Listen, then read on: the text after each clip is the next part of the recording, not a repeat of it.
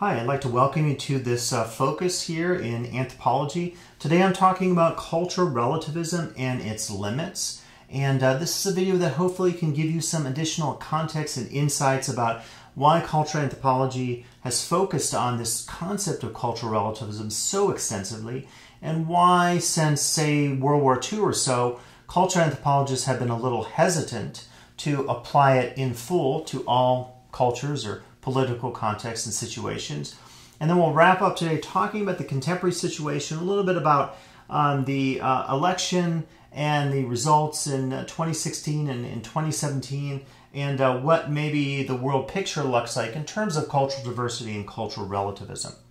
So the first thing is to define what cultural relativism is. If you look at our textbook, you can certainly read the textbook definition. Basically, I like to sum it up as cultural relativism is a sense of deep respect that you have for another culture. And the key there is the word respect. Respect means that you understand that the culture is different from your own culture, from your own ideals, your own foundations that you learned growing up in your own society or culture. But nonetheless, you respect that culture and you see it as something different than your own, but you don't put it down just because it's different than your own. What we call that putting down another culture is the term ethnocentrism. And we get that term by taking the roots ethnos, which refers to a people or group, and centric, which refers to centered on. And so if you're ethnocentric, essentially you're centered on your own people or own culture. Cultural relativism is very much the opposite, saying let's try to understand a different culture, appreciate it, and maybe even at the end do a little intercultural communication or collaborate with members of that culture, even though they're different from our own culture. Some of the foundations of cultural relativism, I'll list three here and you can follow along. One is the idea that you suspend your own biases. I'll talk in a little bit about the example of travel, but if you travel to another culture, regardless of where you're from, and I don't assume that you're from the United States, many of you could be from Europe or Asia or India or parts of sub-Saharan Africa, wherever you come from, your own lens of how you see the world is going to differ. So if I'm talking about cultural relativism and suspending my own biases and looking at another culture, that's going to be a different equation for you because you come from a different culture, presumably, than I do.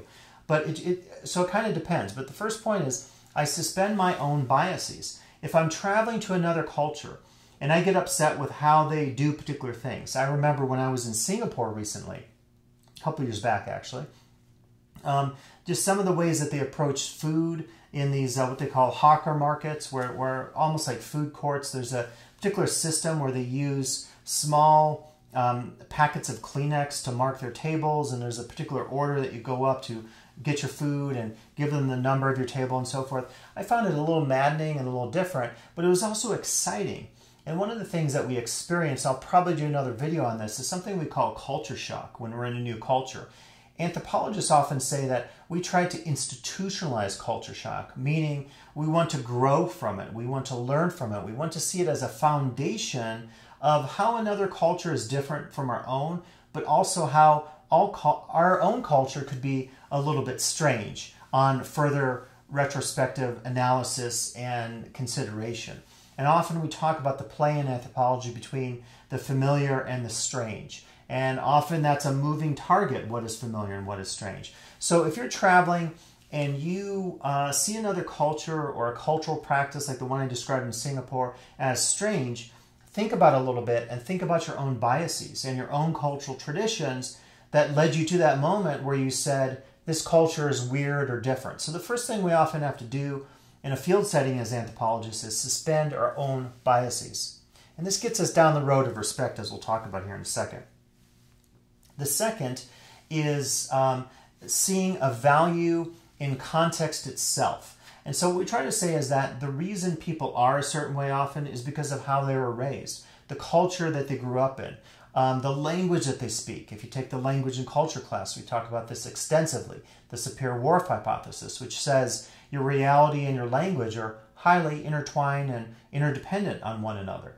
So seeing things in context is important, because if you don't do that, if you just assume that everyone eats the same way as you do, and I'll talk about food in a second here as another example, But that's a perception that may not be true. So you have to put things in context first before you can respect the culture and hopefully reflect critically on your own culture and your own biases. And this is something we often don't do, I think, in particular in the United States. We often think the United States is the best and we have our own unique traditions and that's all we have to worry about. And that's a very ethnocentric attitude that hopefully we can challenge through doing a little bit of cultural anthropological research.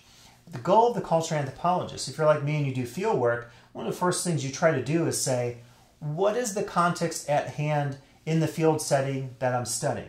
You take detailed field notes. You take an audio recorder, you record interviews, you record video to see what's happening in that context. If you don't understand the context, if you just make prejudgments about something before you actually analyze it, you're not going to have respect for the culture, you're not going to understand the culture. Think of talk radio. And I would say talk radio is a pretty, almost pornographic approach to reality. And by that I mean talk radio is very much not interested in analysis, in critical thinking, and looking deeply at the world, or for that matter, showing respect for other cultures, belief systems, and other peoples out there. It has nothing to do with cultural diversity. It has to do with presuming that everything that you think you know is right. And in a lot of cases, the folks that are doing talk radio have little to no education and little to no experience with travel or reading books or understanding the world around them. There isn't that critical sense of curiosity about the world. And that's, I think, very troubling, as I'll end on today. So again, to review this a little bit, some foundations. 1 is suspend your own biases. 2, seeing value in context. 3, the new one, maintaining openness to the world. And this really dovetails on what I just mentioned about talk radio. Again, if you aren't open to the world, if you are just thinking the only way you're going to see the world is through your own lens, and you're not going to consider new approaches or perspectives or arguments out there, I don't want to say you don't have any hope, but you don't have any hope probably of interfacing in the contemporary pluralistic world that is out there. If you're in your own little group and you have your own commune and you have your belief systems and your own friend list on Facebook or social media, and that's it, you're very insular, you live in a vacuum, you probably have things made. But most of us don't live that way. Any job you can think of in the world, any opportunity that's out there to travel, any situation where you have to work with others, in a community setting, in a volunteer setting, involves working with people who are different from yourself. They look different, they have different skin color, their hair is different, they talk different, they might be a different gender or sexual orientation, they might be transgender, they might have different politics than you, they might have different religious or spiritual beliefs than you. And the sky's the limit. So basically, if you have openness to the world, you have, I think, a better chance of appreciating others and then interfacing with others in the world. And that's that goal, what we call intercultural communication, where we try to communicate beyond our differences and see what we have in common and hopefully have some intercultural dialogue amongst our different groups of people or cultures or value systems. So those are 3 important foundations of cultural relativism. Let me jump back to a couple of examples I already mentioned. So one of these is food, and I think food is a good example for looking at how to apply cultural relativism. A lot of times, if you travel to another culture, the food customs are entirely different. How they eat, do they use a fork and a knife? Do they use chopsticks? Do they eat with their hands? Is there, like an Ethiopian meal, is there sharing that happens where if you're eating a piece of meat, you have to work together to pull that meat apart or something like this? We often assume that everybody does things the way we do in terms of food, and that's a misnomer. So we should challenge that. And one way to do this is to investigate new food practices, take a class in culinary arts, travel the world, eat some different foods. If you live in a big city or even a small town and you can find a great new restaurant, check that restaurant out and try some new spices and some new tastes, some new flavor profiles. It's one way to open yourself to the greater diversity that's out there in the world around us that maybe we should become more familiar with. Again, apply cultural relativism to food practices. Don't assume that the way you eat or the foods you like or your taste buds, and if you like spicy or not, if you like salty or not, don't assume that other people out there in the world have the same preferences or taste profiles or whatever. The second one is travel. I mentioned this earlier. It's really key. Many cultural anthropologists travel. It depends, you know, we're busy people. We often can't travel as much as we would like to, but when we travel, we try to, again, suspend our judgments that we have about another culture. If we don't understand that culture, we try to learn more about it. And if we're constantly focusing on our own biases or how we like to do things, like you go to, I remember when I was in Singapore, some of the toilets, they had these vault toilets. They were radically different than the toilets I'm used to. And so if you're using a new toilet or eating new foods or having to deal with learning a different language and communicating with people, and then you run into dialect, as often happens to me. My language that I studied in high school and undergraduate was German. And so, you know, it's very rusty. When I go to Austria to visit some of my relatives, or I go to Germany to work with some of my research collaborators, my German is very, very rusty. And my wife is always telling me, like, well, you're brave sometimes to, you know, use it, even if you're going to, you know, mess up your cases, your agreement with your verb, your endings or whatever. But, you know, I think it's one of the things you have to do. And if you're open to being a little bit embarrassed in a field setting, in a travel setting, that's probably going to take you down a little bit in terms of your ego, in terms of your biases, because you can laugh a little bit at yourself and hopefully people will laugh at you as well. So I think when you travel, you have to really understand that it is about doing some of the things that we already talked about, suspending your biases, seeing values, or rather the value in context and understanding context in the new setting, maintaining an openness to the world and the new situations that you're involved in. And I would add language to that, and language would be another great example to say, like, when you're learning a new language, you cannot bring your own linguistic biases of your language to that new language. Guess what? The verbs are different. Guess what? The word order is different. If you take an anthropological linguistics class, you learn that pretty much on the first day. So it's another great way, I think, to practice cultural relativism, is to learn a new language and to practice it and to try to study it and then use it with native speakers in an everyday field setting, wherever that is. And guess what? You can travel sometimes to just a big city. Los Angeles, California has hundreds of different languages and dialects that are spoken. So you don't even have to travel that far. If you happen to live in Southern California, you have so much work you could do in a quasi-field setting by engaging your own cultural relativism.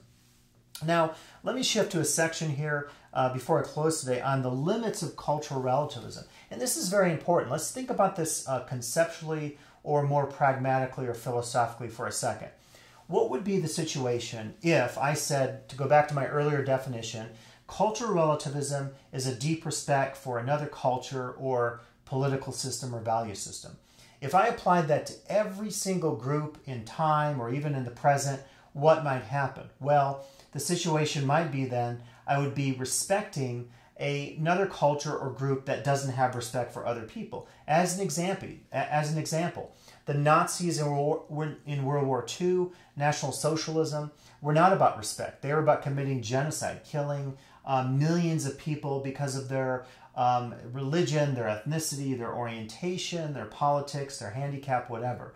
So cultural relativism has its limits. And starting around World War II, many cultural anthropologists said you cannot be a total relativist. If you're a total relativist and you say anything goes, that could mean you support terrorists. That could mean you support doomsday cults like the ones of David Koresh or Jim Jones and People's Temple in Guyana, where there was mass suicide committed. That would not be acceptable. Now, it's a tricky balance, because I know what you're saying right now, or maybe thinking right now. Well, who is going to decide which is an acceptable culture to respect and which is one that we should maybe resist and challenge because it's committing some nasty things? That's a very hard matter. Some people debate this all the time. I don't want to get into it today, but if you think about Western feminism versus feminism in other cultures, often there's a big debate saying that, well, you're assuming as a Western feminist that we are being abused in this culture as women, even though we don't see it that way. You're not respecting us and therefore not applying cultural relativism to our unique context. That's a very tricky matter, and I'm not going to tackle it in that short video today, but let me just offer you this idea that cultural relativism has its limits. I think it's up to you to figure this out on your own, but ask yourself some questions this quarter. When we think about relativism, what are the limits? Is it based on context? Is it based on situation? Is it based on the level of respect that a culture affords to another culture? what is your own personal level of tolerance for another culture? This is not an easy matter, and this I think identifies right here and now why social science and anthropology in particular is often about some of the grays out there. It's not about black and white saying this is always the case in every situation. I can't tell you today that you're always going to be able to apply relativism in this context or this time period or this situation or to this culture or to this person or political group. That would be absolutely impossible. So it's up to you as a conceptual problem, so to speak, to figure out when cultural relativism is applicable and when it's not. But to go back to my earlier points, if you can use some of those techniques when you travel, when you learn languages, when you visit other cultures, when you eat different foods, that would be great because it offers you such an opportunity to do something more than is taught to you, I would guess, in the news or in pop culture. Now, this next section is very specific to the United States, and it actually connects to what I was just saying. So I mentioned earlier about talk radio. If you think about the Trump presidency in 2016, 2017, we'll see what happens in the future. There's been very much, I would say, a focus not on cultural diversity, not on relativism, not on exposing yourself to new viewpoints and perspectives, not on developing curiosity for other cultures, but on basically sitting and saying, I'm right, and by God damn it, I am right, and I know what I know, and I'm not going to listen to anyone else. And I am getting political here, but this is the world and reality we exist in today.